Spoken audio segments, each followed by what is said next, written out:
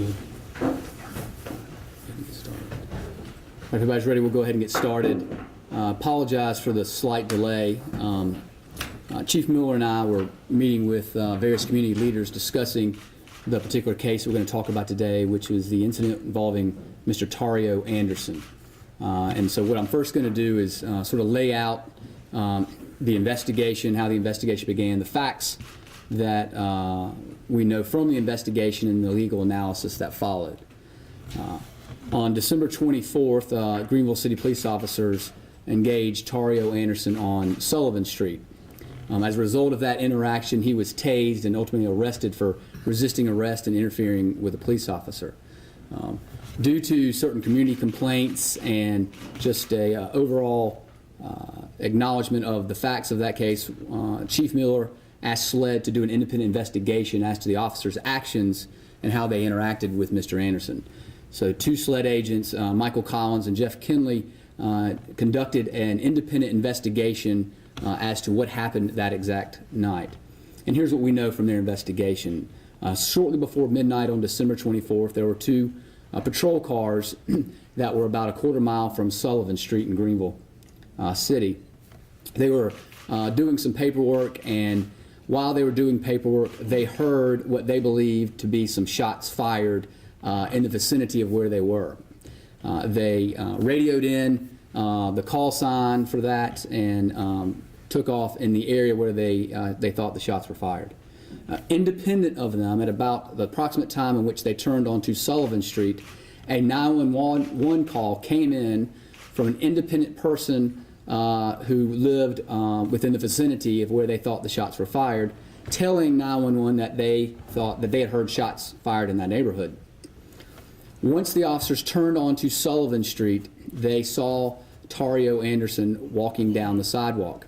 They pulled up close to him, one car parked behind the other on the right side of the street. They put a light on him and started to engage him to talk to him about the shots being fired. Mr. Anderson put his hands in his pocket. He turned away from the law enforcement officers and walked away from them.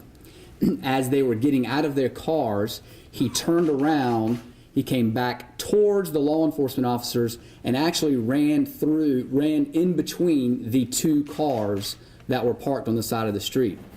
As he was running across the street, after running in between the two patrol cars, the officers were yelling, "Stop, police, you're going to be tased," at least 3 times. By the time Mr. Anderson had reached the other side of the street close to the sidewalk, one of the officers deployed his taser and hit Mr. Anderson with the taser and incapacitated him, and he fell to the ground. The officers rushed over and attempted to detain Mr. Anderson. He appeared to be confused and agitated and would not adhere to the officers' commands, and Mr. Anderson was tased a second time, at which time they were able to keep Mr. Anderson on the ground and detain him. Other officers immediately arrived on scene, and other witnesses and residents of the neighborhood began leaving their house and coming around and actually videoing the incident after the tasing had actually occurred. An EMT was able to arrive and did a cursory review of Mr. Anderson to make sure he was in good physical condition, but due to the situation escalating and Mr. Anderson's continued agitation and confusion, they placed him in a patrol car, took him to the law enforcement center, where he was checked out by a emergency medical technician, and then arrested for resisting arrest and interfering with police officers. As a result of those facts that SLED conducted in their investigation, that's pretty much what occurred on that night as best we can tell from everything that we have reviewed. We interviewed every single person that would talk to us. They interviewed every single resident that would talk to them. They interviewed the officers twice. We pulled video from every single officer that had video, the 2 independent videos from cell phones, the 911 calls. And if you take all that together based on all the statements, based on all the evidence, it appears that's pretty much what happened. Chief Miller has a good PowerPoint that he can show you sort of outlining exactly the facts regarding that minute and a half interaction with Mr. Anderson. As a result of that investigation, I received a file from South Carolina Law Enforcement Division. I also shared that file with the U.S. Attorney's Office as well, who conducted a parallel analysis of it, as I gave a copy of the investigation to Chief Miller as well. The legal analysis begins with whether the officers had the right or had reasonable suspicion to detain Mr. Anderson. Under Terry v. Ohio, which is a case from the 70s, that's sort of the bedrock of all detention cases, the officers did engage what's called a Terry stop. They had reason to believe that shots had been fired. They immediately came upon Mr. Anderson within 10 seconds of hearing those shots, and they tried to detain him, what's called a Terry detention. Due to his actions of walking away from police and then fleeing, that gave them reasonable suspicion to detain him for further investigation. We then looked to see whether the detention in and of itself was reasonable under the circumstances. We know that the officers had a couple of options. They had the option to let Mr. Anderson just run away and keep on going and not pursue him. They had the option to pursue him and detain him in one or two or three ways. Taser would be one way. A person-to-person tackle or takedown would be another way. And potentially a third way would be pepper spray, but in this case was not really feasible under the circumstances. These officers decided to use their taser to detain Mr. Anderson. Under U.S. Supreme Court jurisprudence and its progeny, it is clear, and the Supreme Court has said over and over, that tasing under the scenario where there's reasonable suspicion that crime is afoot is reasonable. So the law enforcement officers have the ability to tase someone, assuming they are engaging in a Terry stop and there's reasonable suspicion to believe that crime was afoot.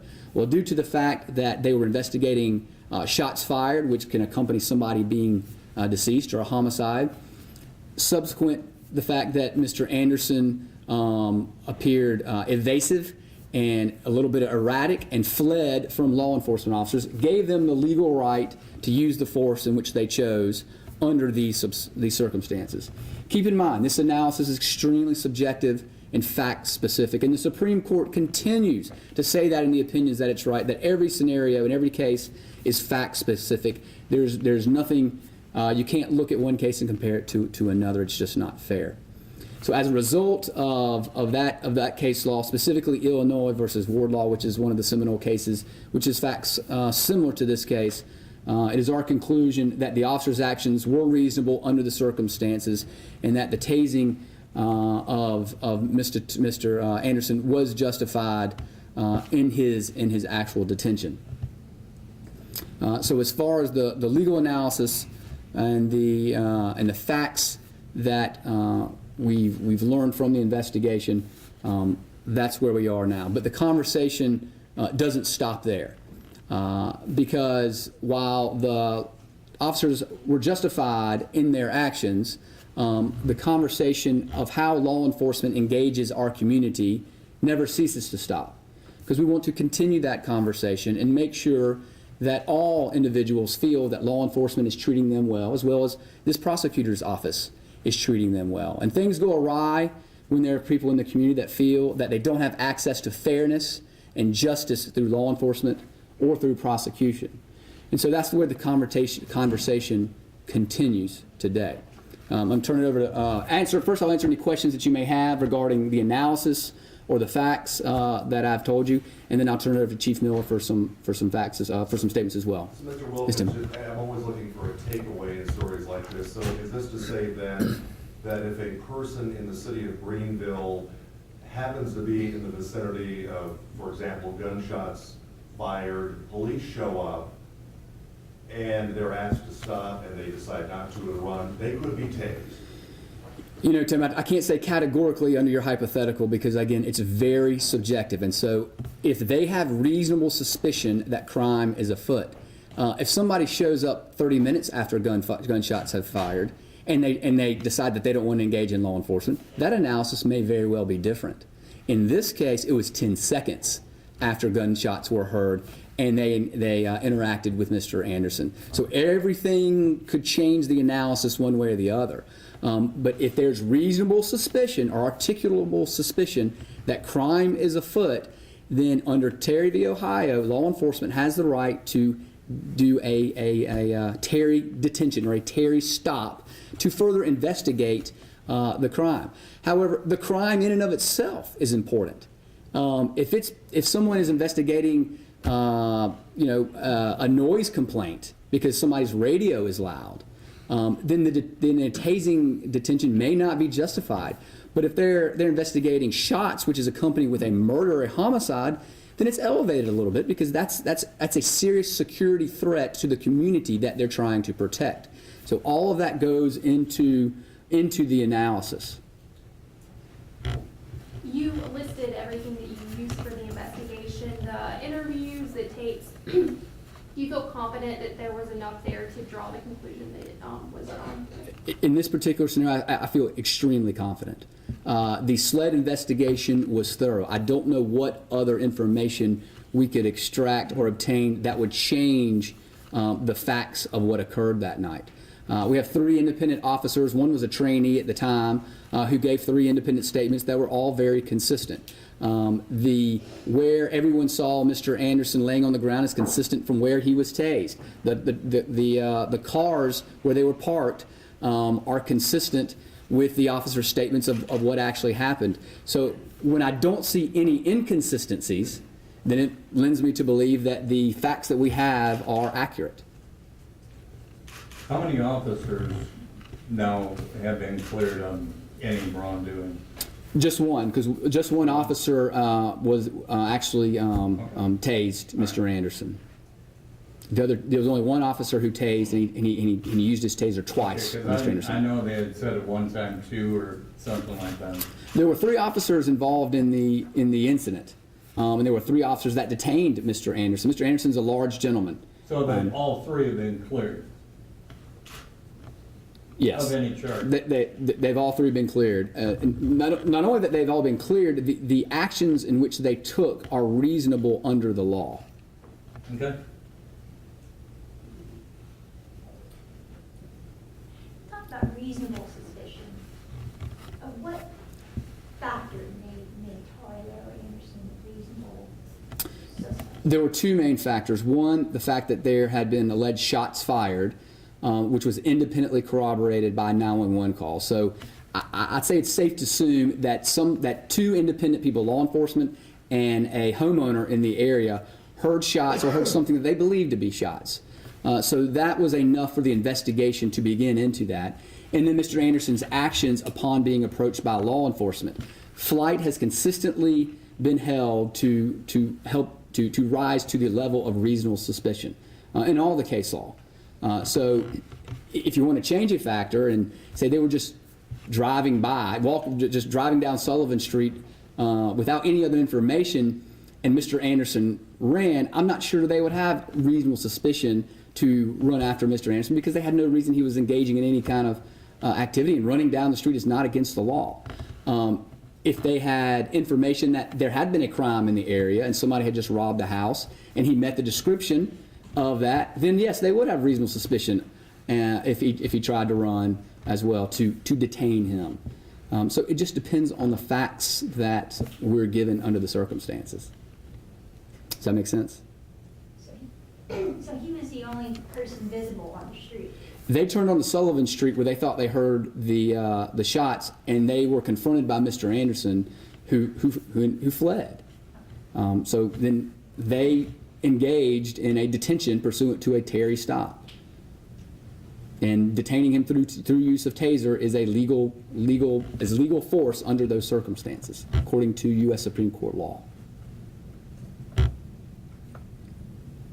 Everybody good? All right, I'm going to turn it over to Chief Miller.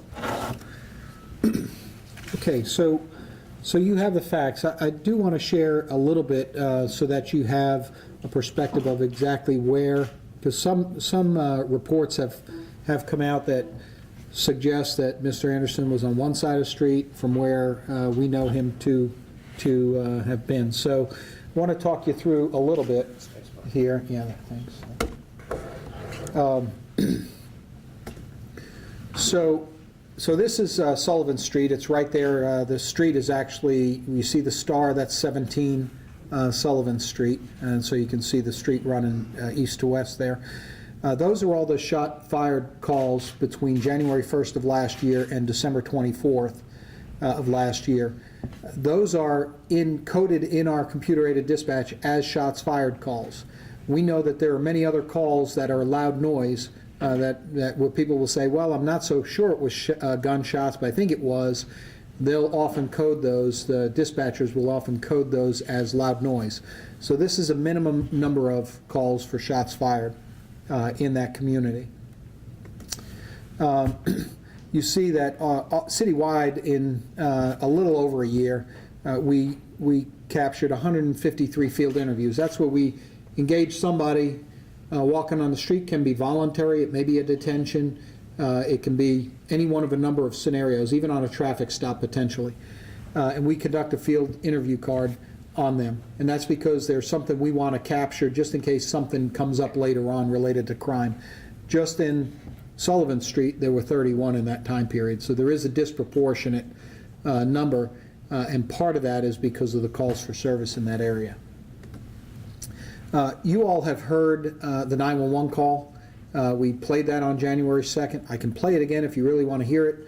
And you've heard the officer radio traffic. Happy to play that again, although if this works correctly, you'll hear the timing sequence of the 911 call and the radio traffic as the officers move into the neighborhood. So you can see here, all the way over on the right side of your screen is where the three officers were parked. Paramount Park Church, and then you see the area of Casey and Nelson. I think in January 2nd I reported Anderson and Nelson, or in that vicinity. It came right near the intersection of Casey and Nelson. And then you see where 17 Sullivan Street is and where Sullivan and Burns is. So that's the proximity of where all of the relevant contact points are along this area.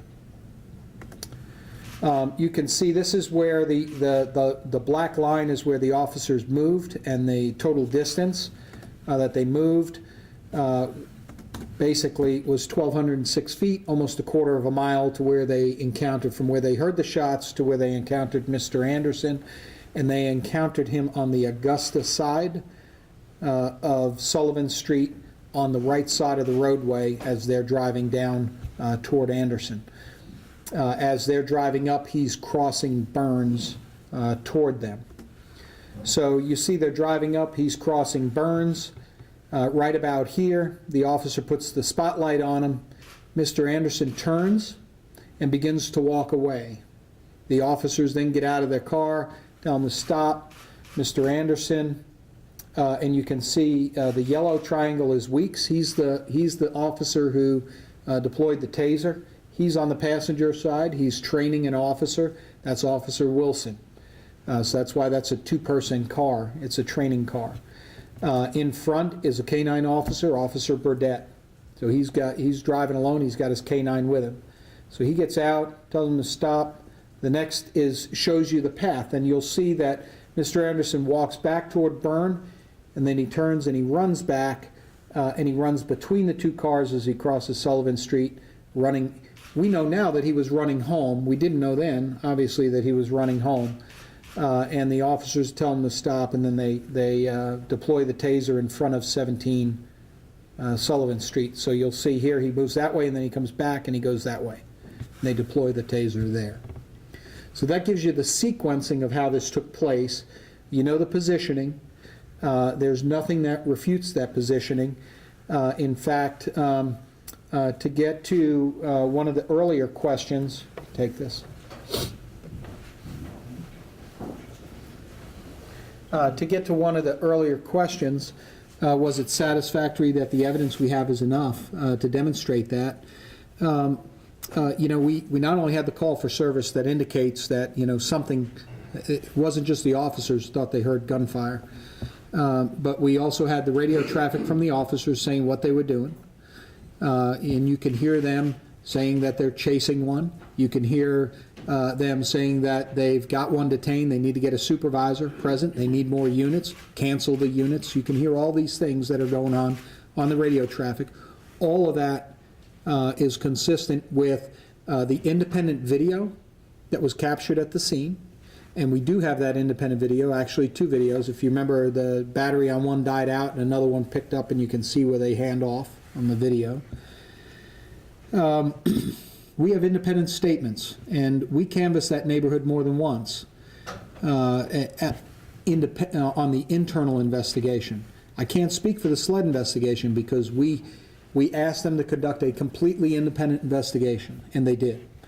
But we drew the same conclusions in many respects for the same reasons, because the law is the law, and our policy is our policy. And so we have independent statements. So there's a statement from a neighbor across the street who actually heard the taser deployment 2 times. There is one over on Anderson Street on the side that Mr. Anderson was tased. One of the immediate neighbors also said he heard the taser being deployed 2 times. I would suggest that the concerns that the taser was 5 or 6 times or repeatedly is because when the taser activates, it actually makes a clicking sound. And we can I don't know if anybody in here has a taser on them, but we can certainly demonstrate that for you. And you may have already seen it with the Sheriff's Department Media Day. But it clicks at a different rate over the first 2 seconds versus the final 3, or the first 3 versus the final 2. But it clicks, click, click, click, click, click. And so it would make somebody who is not trained and understands what the taser does to think that we are repeatedly pulling that trigger to shock somebody. But it's the way it works on a single deployment. So that is the possible about where that discrepancy occurs in the discussions that have been out there. And then we have the taser download data from every officer that worked that night, even the officers that didn't go to that scene, and we know they didn't go to that scene because they were tied up on something else, where they clearly gave statements to us, said, we didn't respond, there were enough people and they were canceling people. We downloaded every taser. Only one taser was deployed in that time frame, and that was Officer Weeks' taser, and it was deployed 2 times. And so, and I believe totally it was 27 seconds over a 27-second period, 22 seconds in between. So, so that's what we have there. Now, I will tell you, internally in our investigation, we also look at the law, and independently of the solicitor, independently of SLED, independently of the U.S. Attorney, we actually used the same case law to analyze the case, and that's Terry versus Ohio from 1968, which establishes the reasonable suspicion standard to actually initiate a detention to begin with, and a subsequent frisk for safety. And then the Illinois versus Wardlow in 2000, which the facts are actually very similar to this case, and understanding, as Solicitor Wilkins mentioned, that you really have to look at each case independently. You can't just say it wasn't an exact fit, but it was very similar, and it was flight of the suspect in a situation where they suspected crime was afoot. So our analysis is the same, and that the force used was justified under the circumstances. It is unfortunate, and we know that, and I think I've spoken to that before, but it is justified under the law, and it was considered reasonable and necessary. And one of the members of the community in the meeting just before asked me about the necessary part of it, and I thought it was a fair question, and I just want to share that with you, because we don't always talk about the necessary side of force. In this case, as you think about what the officers could have done, they could have tackled him, but if they tackle him, first of all, he's a very large man, but if they did tackle him, and he was armed, they are at great peril in trying to secure him, because they don't know where the weapon is and what his level of access is going to the ground. Further, many officers' weapons are taken from them when you're scrapping on the ground. So you've got a situation with shots fired here. So they really can't use the pepper spray because they'd be running into the pepper spray themselves and incapacitating themselves. So they really have the choice of tackling or using the taser or letting him go. And we know that if we think something bad may have just happened and we just let people go, the community's not going to accept that from their police department. So we have to act. So those are the two options. Thinking that he may have been the subject armed because his flight pattern and his behavior was very erratic. And we know why today. We didn't know why then. They didn't know that then. So knowing that, what they had at the time, they believed that he very possibly was the armed subject. So to tackle him is not exactly the safest scenario. And so they tased him to take him to the ground. There was a question also about whether or not they tased him independently twice. It was actually through the same leads a second time. So the officer pulled the trigger and released it. It ran for 5 seconds. When you release the trigger, when you pull it and release it, it will run for 5 seconds and turn off. And then he pulled and released the trigger a second time, discharging 5 seconds of the taser voltage, basically, again through the same leads.